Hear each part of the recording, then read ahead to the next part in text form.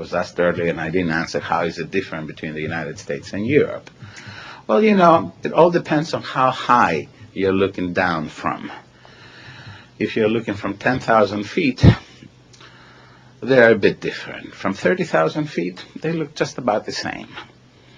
Governments lust, I'm using the word lust, after people who are somehow highly qualified, highly trained and all that. You know, a few years ago, it was all of the IT types, ITC types, international technology and communications.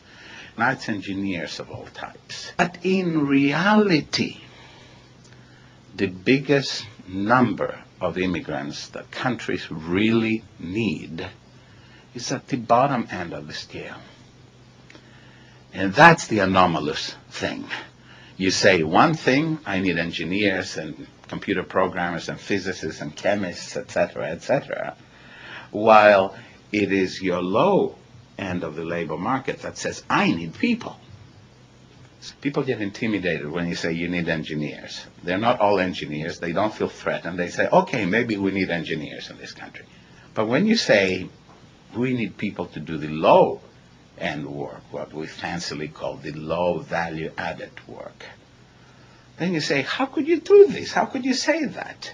In the United States, we have an unemployment of about 5+%, another 2 or so percent people who are discouraged workers, that's 7.5%, 8%, in a workforce of about 140 million.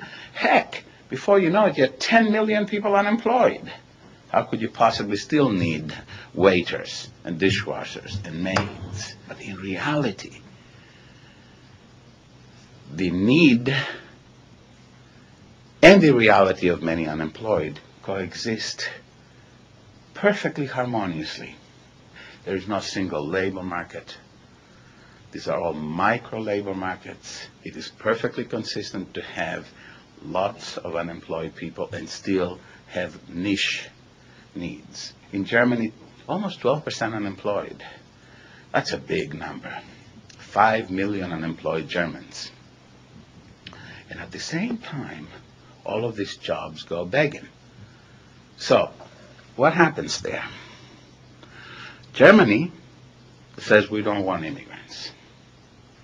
Employers say, I can't get Germans to come and work in part-time jobs or in jobs in the back of the house, in restaurants, to do the dishes, etc.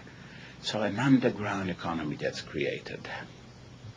In Germany, between 17 and 25%, almost a quarter of Germany's GDP is produced in the underground economy. In the United States, thankfully, we have a very small underground economy, between 5 and 7%. But the reason that we do that is because we almost have an open door policy with regard to illegally resident people here. They cross, they come, they find a job. The employer gets their labor for $5 or $6 an hour and no benefits.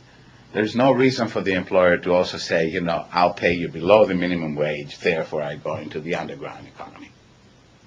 So, key difference, but some of the central issues are the same.